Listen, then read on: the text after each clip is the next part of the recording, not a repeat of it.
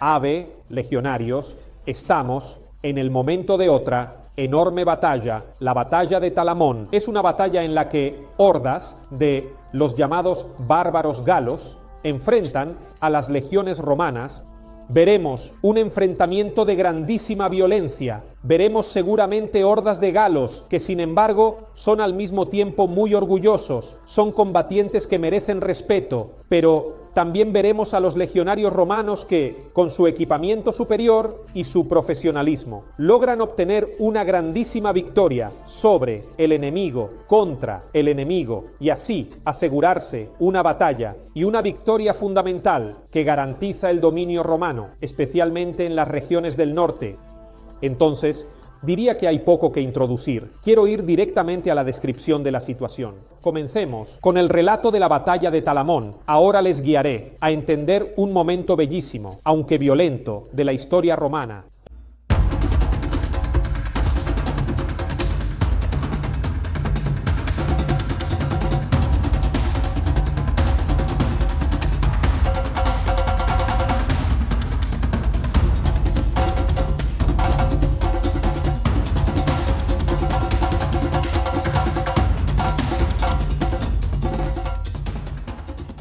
Entonces, la batalla de Talamón, como de costumbre, hacemos una pequeña introducción para entender la situación. Miremos y con la ayuda del mapa entendamos mejor. Miremos la situación de Italia y de los romanos al día siguiente de la primera guerra púnica, de la victoria romana sobre la primera guerra púnica, después de que los romanos ganaron esta guerra larga y dolorosa. Roma conquistó Sicilia, Cerdeña y Córcega. Entonces ha conquistado el dominio de 3 islas importantísimas del Mediterráneo y tiene el control de los mares. Pero no solo eso. Roma, después de haber tenido estas victorias, también rechaza a los ligurios. Los ligurios habían sido, a su vez, empujados por la migración de algunos pueblos de los galos. Habían descendido hasta la Toscana, ocupando la ciudad de Pisa, y habían sido rechazados y llevados de nuevo a la zona de Génova. Y entonces se habían hecho acuerdos, una paz entre Roma y estos ligurios, que había devuelto la situación bajo control. Entonces, otra victoria que Roma obtiene con una mezcla de fuerza militar y diplomacia. Luego, lo vemos en el mapa, hay una tercera batalla. El general, el líder, Manio Curio Dentato, había llevado a cabo campañas militares contra los galos senones, había obtenido grandes victorias, y entonces Roma se había expandido, es decir, había colocado colonos en la zona entre Rímini y Ancona. Por lo tanto, había colonizado nuevos territorios y se había expandido al norte de manera importante. Esto también fue objeto de una lucha política, porque había algunos que no querían expandirse excesivamente a expensas de los galos, preferían el comercio marítimo, y otros, en cambio, otra facción que quería conquistar nuevos territorios para posicionar colonos, para ampliar sus intereses, sus latifundios, ¿no? Y por lo tanto, se trata de una expansión romana que es muy discutida dentro de la política romana, pero al final prevalece la facción de ampliación de los territorios, y luego también hay una expansión adicional. En la otra costa del Adriático estaban los llamados piratas, ilirios, que eran comandados por la reina Teuta. Estos adversarios habían sido derrotados por los romanos. La reina Teuta había sido vencida y se había visto obligada a aceptar la paz con los romanos, y, por lo tanto, los romanos habían comenzado a adentrarse en el territorio, que se llama Iliria. Habían tomado contacto con estas zonas, habían comenzado también con sus comercios a expandirse en estas áreas, y habían tenido también los primeros contactos con el mundo griego. Entonces, entre la conquista de las islas, la victoria sobre los ligurios, la victoria sobre los galos senones y la victoria sobre los piratas ilirios, tenemos a Roma, que está en un momento de grandísima expansión territorial, de grandes victorias, de nuevas conquistas. Está convirtiéndose en la dueña, la señora del Mediterráneo. Mientras tanto, veamos también la situación de los galos, que estaban en la zona actualmente del norte de Italia, zona del Po, de la llanura padana. Los galos son un adversario de Roma. ¿Por qué son un adversario de Roma? Por una serie de motivaciones. En primer lugar, desde el norte, desde el valle del Ródano, había una población de gesatos que estaba migrando hacia el sur. Y por lo tanto, al migrar hacia el sur, estaba empujando a los galos, que comenzaban a estar en dificultades. Necesitaban nuevos territorios porque estaban sufriendo esta ola migratoria en realidad en su contra. El segundo motivo es hay una serie de poblaciones galas que se encuentran en dificultades porque de un lado del Po estaban, por ejemplo, los Cenomani, los Insubrios, también estaban los venecianos, y del otro lado del río Po estaban los galos Boi, estaban los longones, y todas estas poblaciones galas están preocupadas por el expansionismo romano. Ellos ven que los romanos han vencido a los galos senones y piensan que el siguiente paso será ir contra ellos, por lo que están muy preocupados, tienen miedo del expansionismo romano, se preparan para el combate, es decir, saben que en breve muy probablemente habrá una guerra, porque los espacios se están volviendo demasiado pequeños para ambos, así que ya se predisponen para el combate. Y luego hay una tercera motivación, por la cual los galos no están tranquilos, es decir, la mano de los cartagineses, que han perdido la primera guerra púnica, pero no se han resignado en absoluto a conceder a Roma el gobierno del Mediterráneo. Y entonces, mientras se están expandiendo en España, hacen acuerdos y hacen saber a los galos que si ellos se mueven contra los romanos, tendrán su apoyo y por lo tanto, claramente los galos, además de las migraciones desde el norte y su preocupación, tienen un continuo aliento por parte de los cartagineses para lanzar ataques militares contra los romanos y comienza una serie de batallas en las que los galos y los romanos tienen la ventaja, pero se llega a un momento en que esta serie de batallas entre galos y romanos llega a un enfrentamiento importante. Es un enfrentamiento decisivo que lleva la historia en una dirección en lugar de otra. Entonces, de nuevo con el mapa, vemos esta situación. Nos encontramos en la Italia del norte, la actual Toscana, y aquí hay una coalición de galos, quienes creen que pueden vencer a los romanos si se unen. Entonces, los galos tienen esta tendencia a pelear entre ellos, pero en momentos de emergencia son capaces de formar grandes coaliciones para derrotar al enemigo. Y esto los hace muy peligrosos porque en poco tiempo se vuelven muy numerosos. Y además, individualmente, los galos son fuertes, así que atención, se crea una coalición de tribus galas muy peligrosa, porque, en primer lugar, están los Gesati, que vienen del valle del Ródano, son guerreros formidables. Existen las tribus de los celtas. Celtas y galos son dos palabras. Los romanos llamaban a los celtas galos. Están las tribus de los galos, en particular los Boi y los tauriscos, pero también los insubrios, que forman parte de esta coalición. Los ligurios, que habían sido derrotados por los romanos, han tomado coraje y se han rebelado nuevamente. Y están los etruscos, que no es que se pongan en contra de los romanos, pero permiten a estas tribus galas pasar por su territorio sin ser molestadas, por lo que prácticamente dan su disponibilidad. Entonces esta gran coalición de tribus galas está combatiendo en territorio itálico y se está confrontando a los romanos. Entonces vemos que esta gran horda de galos está descendiendo desde Toscana hacia las costas del mar y, en particular, se dirige hacia la Riviera Toscana, es decir, la zona del Monte Argentario. ¿Por qué están yendo en esa dirección?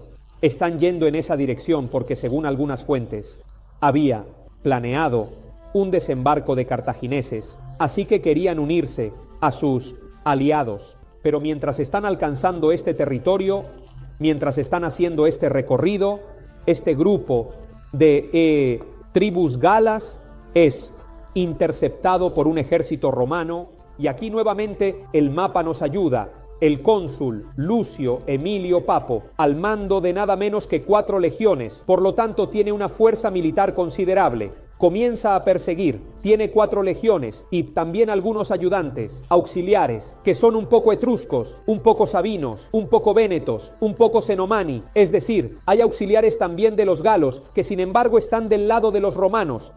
y el cónsul Papo, obviamente, con este contingente militar importante, comienza a seguir de cerca a la coalición de los galos. Sin embargo, del mapa vemos otra cosa. La situación para los galos empeora, porque se les añade un segundo adversario. Está el cónsul Cayo Atilio Régulo, que en ese periodo estaba sofocando una revuelta en Cerdeña. Una vez que ha logrado vencer esa rebelión, desembarca en Pisa, se da cuenta de que hay una coalición de galos que debe ser enfrentada y entonces desciende hacia el sur para aplastarlos. ¿Qué significa? Los galos están al norte y Regolo está bajando hacia el sur para derrotarlos, y desde el sur hacia el norte. Por lo tanto, desde la parte diametralmente opuesta está el cónsul Papo, que también está intentando aplastarlos. Entonces, están entre dos fuerzas, están a ser aplastados y masacrados, entre dos contingentes del ejército romano que los están persiguiendo, listos para aniquilarlos. En este punto, ¿qué sucede? Nos encontramos en situación en la que los galos están marchando y, en un cierto punto, interceptan una unidad de romanos, que en particular es la unidad que desde el norte está descendiendo hacia el sur, la de Regolo que desciende hacia el sur. Los galos arrestan a esta unidad de romanos, los torturan, los interrogan y les preguntan qué hacen allí. Y estos pobres confiesan y cuentan que un ejército de romanos del norte, es decir, de la zona de Pisa, está bajando hacia el sur. En este punto, los galos se dan cuenta de lo que está sucediendo, se dan cuenta del grave peligro que están corriendo. Y, en cierto momento, los diversos movimientos de los ejércitos se encuentran, en el sentido de que se reúnen en Talamone. Y allí, el ejército de los galos se ve obligado a enfrentarse a un doble enemigo que se acerca desde dos partes opuestas.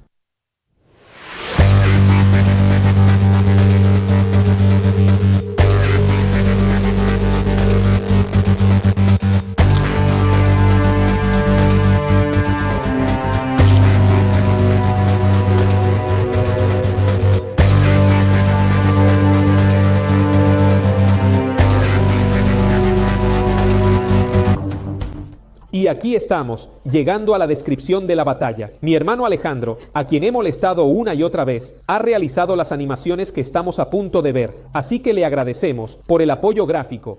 En este punto, ante todo, debemos entender la disposición de los soldados en el campo de batalla. Y, para entenderlo, conviene dividir el campo de batalla en la zona norte y la zona sur. En la zona norte tenemos dos grandes grupos de galos. Por un lado, tenemos a los galos boyos, que se posicionan en este punto donde los vemos, y junto a ellos tenemos a los tauricios. Estos boyos y estos tauricios tienen prácticamente el rostro, miran con su caballería, que obviamente siempre está posicionada a los lados, miran hacia el norte, porque desde el norte están llegando los soldados del cónsul Régulo para eliminarlos, y por lo tanto enfrentan, en este momento con su posición, enfrentan la llegada de los romanos desde el norte. Vamos a ver el sector sur. Al sur tenemos otro contingente de galos que serían los insubrios, que se posicionan siempre con sus caballerías, y delante de los insubrios tenemos a los guerreros gesates. Ellos miran, tienen el rostro hacia el sur, porque saben que está por llegar el cónsul Papo con sus soldados. Entonces, los boyos y tauricios miran hacia el norte, los insubrios y los gesates miran hacia el sur. Esto significa que, en realidad, las dos partes del ejército de los galos se dan la espalda, porque si son atacados de norte a sur, obviamente intentan repeler el asalto, de un lado y del otro. Para completar el posicionamiento de los galos en el campo de batalla, Polibio nos dice que en un lado se habían colocado carros, muy probablemente para impedir obviamente ser atacados por los lados. Entonces, los galos utilizan este otro método para proteger lo más posible los flancos de su ejército. El último elemento importante para entender el campo de batalla es una pequeña colina que está cerca de este lugar, donde se recoge el botín que los galos han reunido en los últimos tiempos de saqueo en el territorio itálico.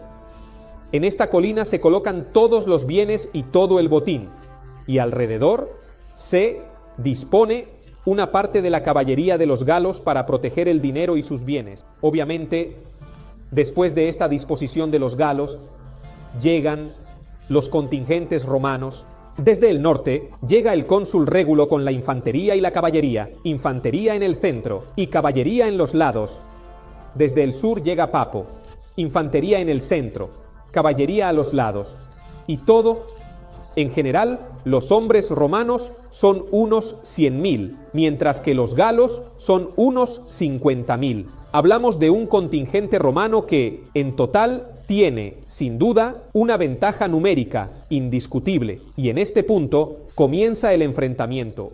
Entonces, el enfrentamiento no comienza en el campo de batalla. La primera parte del enfrentamiento ocurre en esa colina que les he contado, en esa colina donde se han puesto el dinero y el botín de los galos. ¿Qué sucede? Una parte de la caballería del cónsul Régulo ataca esa colina, una vez más, y la caballería de los galos defiende tenazmente el botín, por lo que la primera parte del combate ocurre. En este punto hay una lucha feroz, hay una lucha también muy confusa.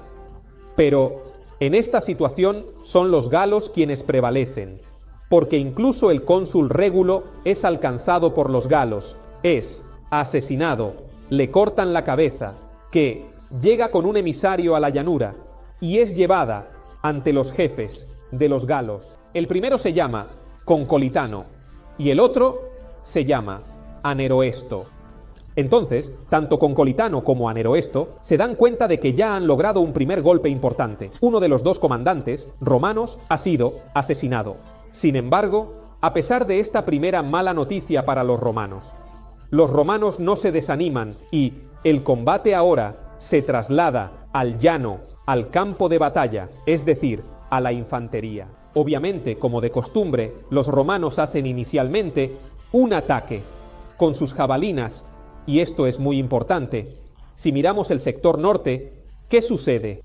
Los hombres de Régulo, que ya ha muerto pero continúan manteniendo firme su posición, siguen combatiendo. Los hombres de Régulo lanzan sus jabalinas contra los boyos y los tauricios. Sin embargo, los boyos y los tauricios estaban bastante bien protegidos. Tenían una protección. Se dice que llevaban pantalones y capas, es decir, tenían un mínimo de protección, por lo que logran resistir bastante bien el ataque de los jabalinas lanzadas por los soldados romanos, mientras que al sur la situación es muy diferente, porque los hombres del cónsul Papo lanzan sus jabalinas contra los gesates. Los gesates tenían una particularidad, es decir, combatían prácticamente desnudos. ¿Por qué motivo combaten desnudos? Entonces Polibio nos dice que, como el territorio estaba lleno de zarzas, los gesates tenían miedo de quedar atrapados, y por eso se desnudan, y también porque, de esta manera, asustan a los adversarios. Según la técnica y también las creencias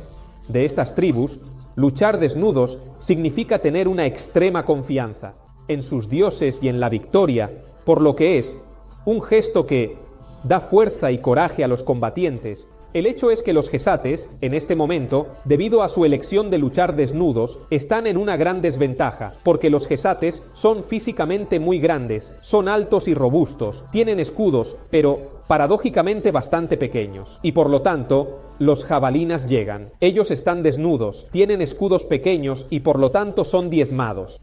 Y entonces aquí se ve una gran diferencia, es decir, se ve una superioridad en la técnica romana del combate.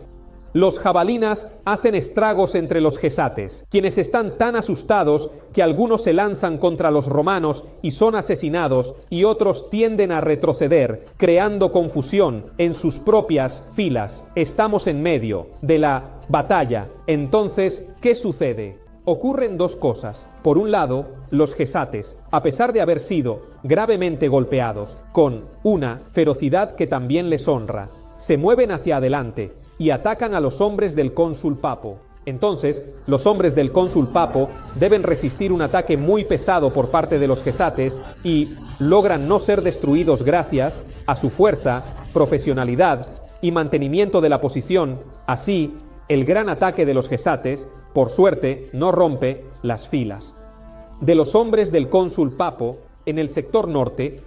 Los boyos y los tauricios están a punto de atacar, pero los romanos se acercan, acortan las distancias y llegan al combate cuerpo a cuerpo. ¿Y qué sucede aquí? Sucede que la superioridad romana se hace sentir. Los romanos son muchos, son pequeños, tienen escudos grandes, por lo que son muy difíciles de atrapar. Tienen espadas cortas que son adecuadas para dar un golpe de punta, mientras que los galos son grandes, tienen los escudos más pequeños y tienen espadones que no son adecuados para el combate de punta. Son buenos para los golpes de corte, por lo que también necesitas tener un gran espacio para dar tu golpe. Pero si no tienes ese espacio, evidentemente estás en dificultades. ¿Cuándo llega el giro definitivo? El giro definitivo llega en el momento en que en esa colina donde estaba el botín, los romanos conquistan la colina Hospedaleto y logran converger con su caballería en el flanco de los tauricios, y entonces, con esta maniobra táctica, la infantería de los galos está en dificultades, no logra superar a la romana, la caballería, incluso ha logrado realizar una conversión, tomando una parte importante de los adversarios por el flanco, y así, evidentemente, poco a poco, todo el contingente de los galos comienza a desmoronarse y la batalla se transforma en una masacre. La masacre final es la siguiente. Según las cifras, los romanos combaten y matan a 40.000 galos, es decir, sumando tenemos 40.000 muertos del lado de los galos y 10.000 galos son capturados. Entre los capturados está Concolitano, que era uno de los generales de esta coalición, mientras que el otro, Anero Esto, huye del campo de batalla. Evita a los romanos, pero después de un primer momento de alejamiento del campo de batalla, Anero Esto siente demasiada vergüenza y no quiere ser capturado vivo por los romanos y, por lo tanto, con la ayuda de un esclavo, se suicida, se quita la vida para no caer en manos del enemigo. Esperamos haberles hecho comprender los detalles de una batalla muy particular, de una batalla que era fundamental contar, y para concluir los invito a suscribirse al canal. Deberían suscribirse al canal por una razón muy simple. Si no se suscriben inmediatamente al canal, activando la campanita para las notificaciones, así como los galos fueron presionados, llegarán soldados a su casa, uno se pondrá delante y otro detrás, y los aplastarán, y ustedes vivirán aplastados entre dos soldados. Para no caminar aplastados, suscríbanse al canal y un cordial saludo.